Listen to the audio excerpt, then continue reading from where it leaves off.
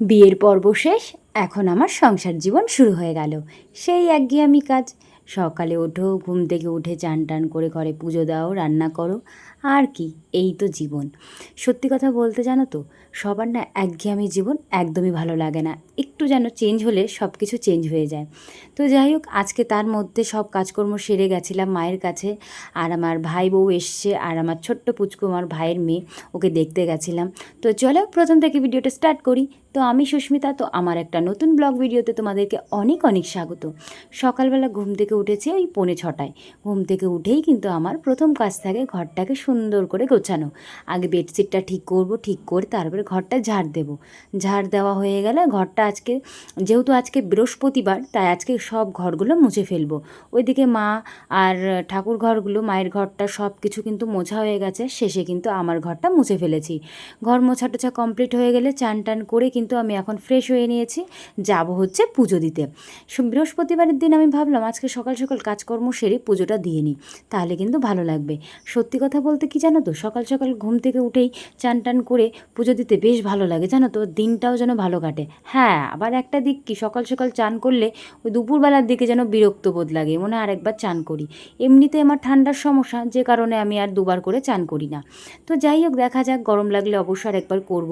এদিকে বরমশাইয়ের জন্য দেখো আমি একটা ব্রেকফাস্ট বানিয়েছি। সেটা হচ্ছে কাঁচা ছোলা, তার সঙ্গে পেঁয়াজ দিইনি, কাঁচা লঙ্কা, টমেটো, গাজর কুচি, তারপরে শশা কুচি, একটু লবণ, বিট লবণ মাখিয়ে, ডিম সিদ্ধ, তার সাথে কিন্তু কয়েকটা আমন্ড মানে বাদাম দিয়েছি। আর সেখান থেকে আমি 2-4টে বাদাম খেয়েছি। এই হচ্ছে সকালের খাওয়া। ওকে দিয়ে ও খেলো বেশ। ওইটা খেয়ে ও কিন্তু কাজে বেরিয়ে যায়, ভাত খায় না, যেহেতু পেটটা বেড়ে গেছে, যার জন্য এখন একটু ডায়েট করছে। তো যাই হোক, এদিকে কিন্তু আমি সোজা চলে এসেছি রান্নাঘরে। আজকে গ্যাসেই রান্না করব, উনুনে আজকে রান্না করব না। মা আর আমি যেহেতু খাবো দুজনের জন্য, আর উনুনে যাইনি। তা আজকে কি রান্না করব, ওই যে বটবডি আর আলু ভাজা করব সাথে। আর এদিকে কিন্তু ডালটা কিন্তু আজ অন্যরকম করব। ওই যে ডালের সঙ্গে পেঁয়াজ, কাঁচা লঙ্কা আর রসুন কুচি দিয়ে কিন্তু সুন্দর করে মাখিয়ে, তেল দিয়ে লবণ হলুদ মাখিয়ে, তারপরে কিন্তু গরম জল বসিয়েছিলাম কড়াইতে, সেটাই কিন্তু দিয়ে দেবো। এটা কিন্তু গা মাখা মাখা হবে, খেতে কিন্তু খুবই ভালো লাগে। তোমরা কিন্তু ট্রাই করে দেখতে পারো। এর মধ্যে আবার প্ল্যান হয়েছে আমি আবার ওই বাড়িতে যাব, মানে আমার মায়ের কাছে। আমার ভাই বউ এসেছে, আমার ভাইয়ের মেয়ে এসেছে, ওদের দেখতে যাব বলে কিন্তু আবার সব কাজকর্ম সেরে নিচ্ছি। তার মধ্যে কিন্তু ওইদিকে আমি রান্নাটা করতে হবে, সকালবেলা খাওয়া দাওয়া করেই যাব। তো এইদিকে কিন্তু আমার ডালটা অলমোস্ট হয়ে গেছে, আর তার পাশেই কিন্তু আমি তোমার আলু আর বটবটি ভাজাটা কিন্তু ভেজে নেব। খেতে কিন্তু ভালো লাগে, কিন্তু আজকের বটবটিগুলো একদম শুকিয়ে গেছে। কেন বলো তো, বাইরে রেখেছিলাম, ফ্রিজে রাখা হয়নি, যেন শুকিয়ে যাওয়াতে কেমন যেন লাগছে, ভাজাটাও ঠিক হচ্ছে না। যাই হোক, এদিকে সকালবেলা খেয়েছিলাম ওই 2-1টা বাদাম, কিন্তু খিদে পেয়ে গেছে, তাই ঘরে ছিল ছাতু। ছাতু 1 গ্লাস কিন্তু করে নিয়ে কিন্তু হালকা বিট লবণ দিয়ে চুমুক দিয়ে খেয়ে নিয়েছি। খেতে কিন্তু খুব ভালো লাগে জানো, কিন্তু এই ছাতু খেলে কিন্তু একটু পেটটা না ভার হয়ে থাকে। আজকে যেরকম আমার সারাদিনটা পেটটা ভার ছিল জানো তো, যেহেতু অনেক দিন পরে খেয়েছি এই ছাতু। ছাতু খাওয়া এমনি ভালো। তো যাই হোক, এদিকে দেখতে দেখতে দেখো আমার রান্না হয়ে গেছে। এদিকে ভাত, আর এদিকে বটবটি আলু ভাজা পেঁয়াজ দিয়ে করেছিলাম, আর এই যে ডাল। আজকে কিন্তু একদম সিম্পল রান্না করেছি। মাকে বললাম চলো খাওয়া দাওয়া করে নিই, বরমশাই কিন্তু বেরিয়ে গেছে কাজে। তো এখন মা আর আমি কিন্তু খেয়ে নিচ্ছি। তরকারি বলছি, ডালটা যে এত সুন্দর হয়েছে, এইভাবে তো ডাল করলে কিন্তু সত্যিই খুব ভালো লাগে। আর রসুনটা একেবারে মমের মতো গলে গেছে। তো যাই হোক, ভাজা দিয়ে খেলাম। মোটামুটি খাওয়া দাওয়া কমপ্লিট হয়ে গেলে কিন্তু তাড়াতাড়ি করে আবার গুছিয়ে বেরিয়ে পড়তে হবে ওই বাড়ি। তো যাই হোক, গুছিয়ে টুছিয়ে নিয়ে তোমাদের আর যাওয়ার ভিডিওটা দেখালাম না। সোজা গিয়ে দেখছি মা এদিকে রান্না করছে মাংস। তো আজ কিন্তু মা কিন্তু একটু অন্যরকম মাংস করছে। আমরা গেলে কিন্তু মা মাংস করবেই। তো যাই হোক, মা তো বেশ নিজের মতো করে সুন্দর করে রান্না করছে। বিরিয়ানির যে মশলাটা থাকে না, ওই মশলাটা দিয়ে কিন্তু মা রান্না করবে, বেশ ভালো লাগে খেতে। আর আমার সঙ্গে এসেছিল আমার শাশুড়ি মা। তো 3জনেই এসেছিলাম এখানে। তো যাই হোক, উনি তো আসতে চায় না, ওনাকে জোর করেই আমি নিয়ে এসেছি যে চলো, আমি তো সচরাচর সবসময় যাই, তোমারও ভালো লাগবে, যেহেতু আমার শ্বশুরমশাই বেঁচে নেই। উনি থাকলে হয়তো আসতো না মা, কিন্তু একা একা ওনারও ভালো লাগে না, সেই সূত্রেই কিন্তু ওনাকে নিয়ে এসেছি। যাই হোক, এদিকে কিন্তু মা রান্না তো বসিয়ে দিয়েছে।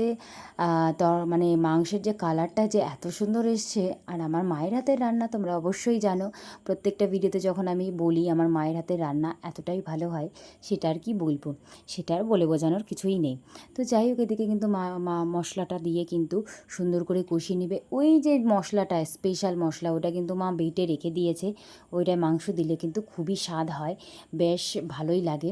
আগেও একবার যখন রান্না করেছিল আরও খুব ভালো লেগেছিল, খুবই ভালো লেগেছিল। আর এবারের রান্না তো কোনো কথাই হবে না। যাই হোক, সত্যি কথা বলতে কি জানো তো, মানুষের জীবনের কিছু পরিবর্তন হওয়া দরকার। কোনো পরিবর্তন না হলে না জীবনটা যেন একঘেয়েমি থেকে যায়। ওই যে একরকম চলা, কেউরই যেন ভালো লাগে না। তো সবার জীবনে কিছু কিছু পরিবর্তন আসা খুবই জরুরি। যেমন আমাদের তো আছেই একটা না একটা সমস্যা। কি বলবো, সমস্যা তো শেষ নেই। মানে কি বলবো আর, যাই হোক বাদ দাও, ওইসব কথা ভেবে লাভ নেই। তো এদিকে কিন্তু আমার মার কিন্তু রান্না কমপ্লিট হয়েই গেছে। এখন গরম মশলা দিয়ে কিন্তু তরকারিটা নামিয়ে দেবে, মানে মাংসটা। কি বলবো, কষানো মাংস খাইনি। আমি জানি কষানো মাংস খেলে, এমনি মাংস আমি খেতে পারি না, যার জন্য আমি কষানো মাংস খাইনি। যখন আমি রুটি দিয়ে খেয়েছিলাম জানো তো, মাংস এতটা টেস্টি হয়েছে কি বলবো। তো যাই হোক, এদিকে কিন্তু আমার প্রত্যেকটা ঘরগুলো কিন্তু গোছানো হয়ে গেছে। আমি গোছাইনি, আমার ভাইও গুছিয়েছে। তো ঘরগুলো বেশ ভালো লাগছে, ভাবলাম তোমাদের সঙ্গে একটু শেয়ার করি। রুমটা কিন্তু খুবই সুন্দর লাগছে। এই খাটটা যে কত সুন্দর, তোমার সামনাসামনি দেখলে এতটাই ভালো লাগবে। আর আমার মায়ের খাটটাও কিন্তু খুবই সুন্দর। এদিকে কিন্তু ভাইও পুজো দিচ্ছে ঘরে, মানে আমার রবি।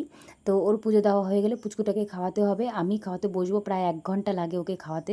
তো যাই হোক, এদিকে মার ঘরটাও কিন্তু গুছিয়ে টুছিয়ে ফেলেছে, সব কিছু কমপ্লিট। ওই যে ছোট্ট টুনি ঘর দেখছো, ওটা হচ্ছে আমার পুচকুর ঘর, মানে টেন্ট হাউস। কি বলবো, বাচ্চারা একদিন খেলে দ্বিতীয় দিন আর যায় না। অবশ্য ঘরের মধ্যে একটু গরম লাগে, শীতকালে হয়তো ভালো খেলবে। এদিকে সব কিছু কিন্তু গোছানো হয়ে গেছে। যাই হোক, তারপরে সবাই মিলে খেতে বসে পড়েছি। আজকে রান্না হয়েছে কিন্তু অনেক কিছু। এটা দেখছো কারি, মানে মহারাষ্ট্রের বিখ্যাত খাবার, সেটা হচ্ছে দই দিয়ে করে, টক দই। এদিকে আমার ভাই আছে, মামার ছেলে, শাশুড়ি মাও খেতে বসেছে। তো ঘ্যাট করেছিল, মাংস করেছিল, আর এদিকে ভাত, রুটি, অনেক কিছুই রান্না হয়েছে। যাই হোক, আমি রুটি খেয়েছিলাম। চলো ভিডিওটা এই পর্যন্ত শেষ করবো। ভালো থেকো, সুস্থ থেকো সবাই, টাটা, বাই বাই।